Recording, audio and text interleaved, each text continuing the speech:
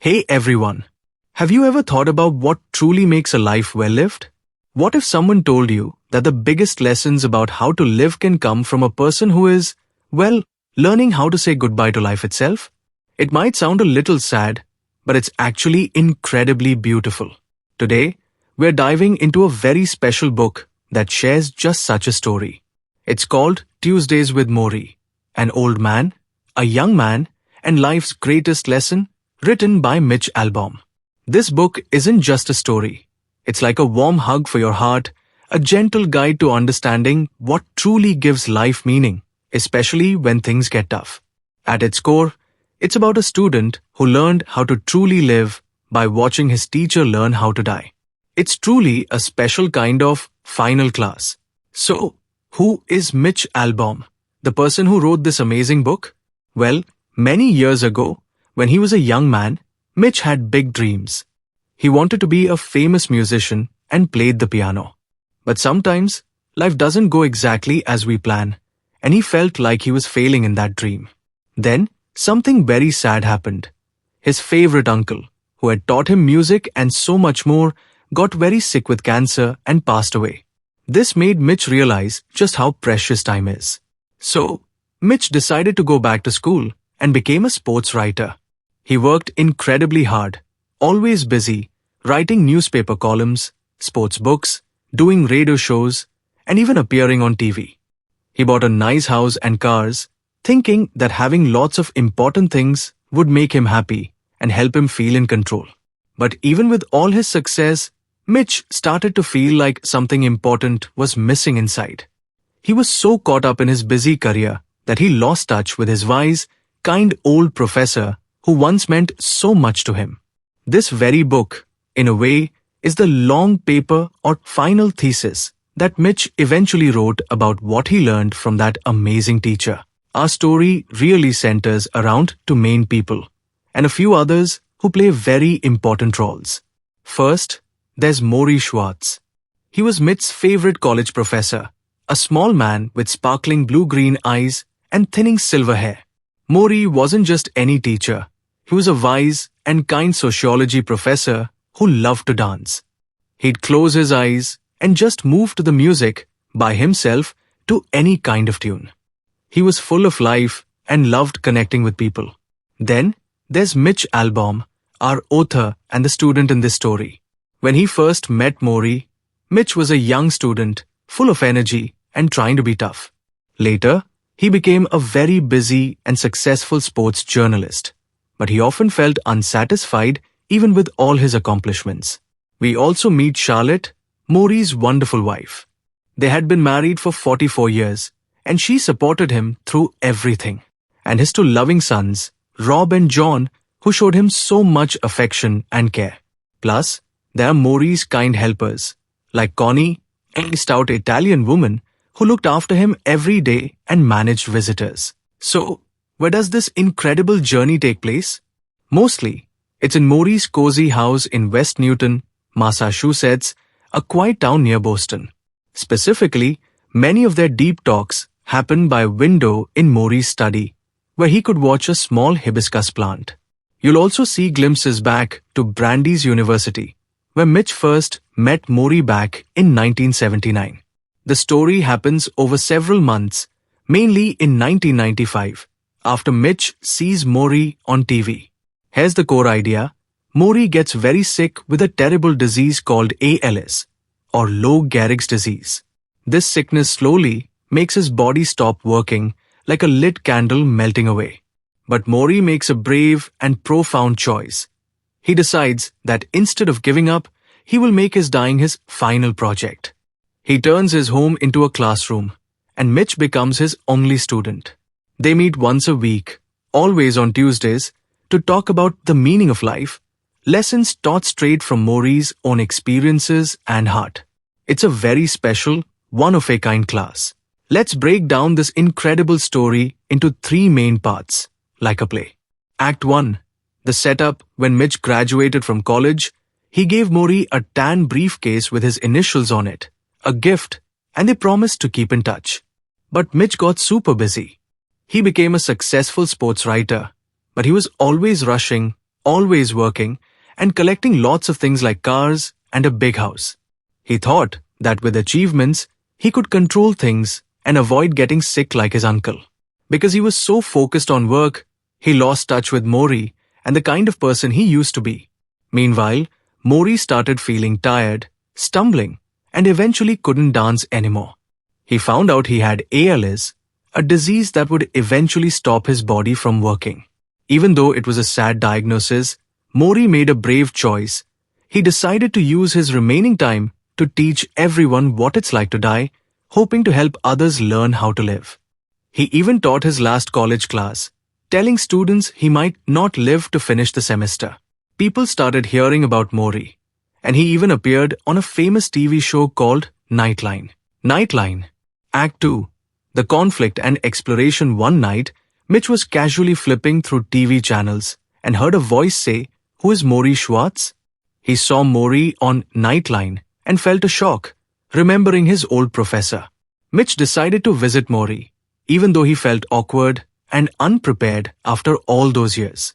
Their first meeting was a bit clumsy for Mitch, as he was still on the phone for work, but Morrie welcomed him with a warm hug, whispering, "My old friend, you've come back at last." Morrie's body was getting weaker. He needed help eating, moving, and even wiping himself. But his mind was sharp and his spirit was strong. Every Tuesday, Mitch came to visit. Morrie shared deep lessons about life. He taught Mitch not to get caught up in what society tells you to want, like lots of money and things, because those don't bring real happiness. He explained that love is the most important thing, and that we need to learn how to give out love and to let it come in.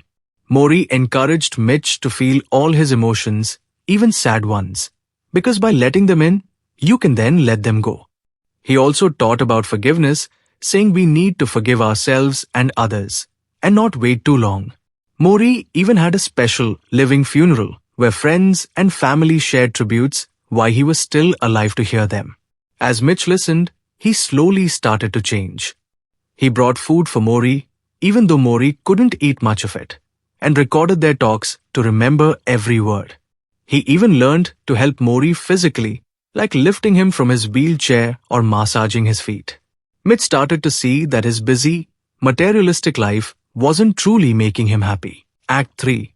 The resolution. Morrie grew weaker and weaker. His voice became raspy, and he needed an oxygen machine to breathe almost nightly. He kept repeating his most important lesson. Once you learn how to die, you learn how to live. He meant that by facing death, you learn to appreciate every single moment of life and focus on what truly matters, love and human connection. In one of their very last talks, Morrie told Mitch something deeply moving. "If I could have had another son, I would have liked it to be you." Mitch, who struggled to show emotion, finally felt tears welling up in his eyes. Morrie eventually passed away peacefully on a Saturday morning, exactly as he wished. He died when his loved ones had stepped out of the room for just a moment, because he didn't want anyone to witness his last breath and be haunted by it like he had been by his own mother's death and his father's body. After Morrie's funeral, Mitch finally reached out to his own estranged younger brother, applying the lessons of love and forgiveness he had learned from Morrie. He realized that Morrie's teachings truly helped him heal his own life. The book you're holding or listening to is Mitch's way of sharing Morrie's incredible final thesis with all of us. And even after Morrie was gone, Mitch continued to visit his grave on Tuesdays, still talking to his coach, knowing Morrie was listening. Because, as Morrie taught, death ends a life, not a relationship. The teaching, truly, goes on. This book is filled with powerful ideas, like hidden treasures waiting to be found in life. The meaning of life. Morrie's whole class was about this very subject. He shows us that a truly meaningful life isn't about getting more stuff, but about how much you love, give, and connect with others. Death as a teacher. Instead of being scary, Morrie saw his own dying as a chance to teach. He believed that if you accept that you will die, you'll actually live your life more fully and appreciate every moment you have. Love and connection This is the biggest message.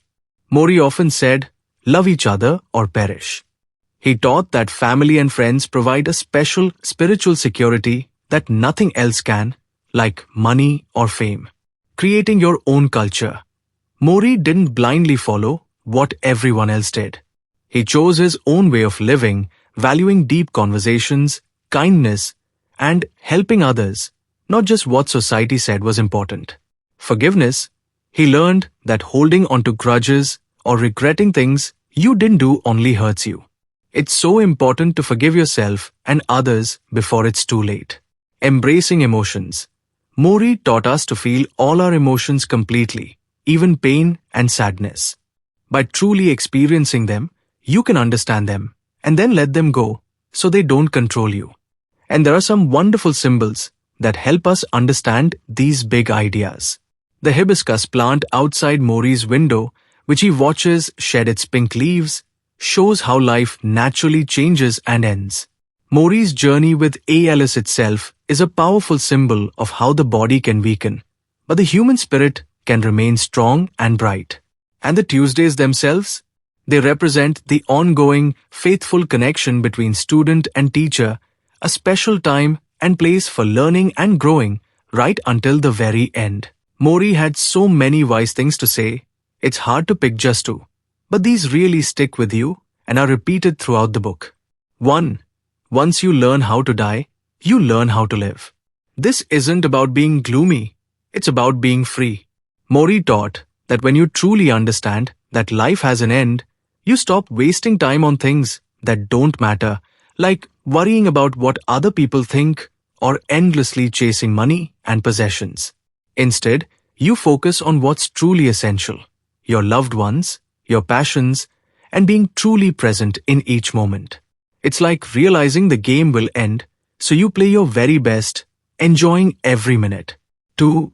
Love each other or perish. Morrie believed this with all his heart.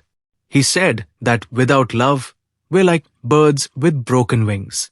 This isn't just romantic love, but deep caring for family, friends, and even strangers in our community.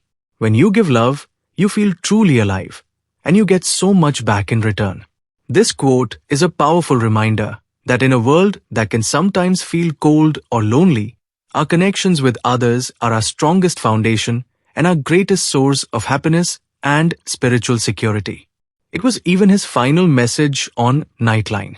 So, what can we take from Tuesdays with Morrie for our own lives right now?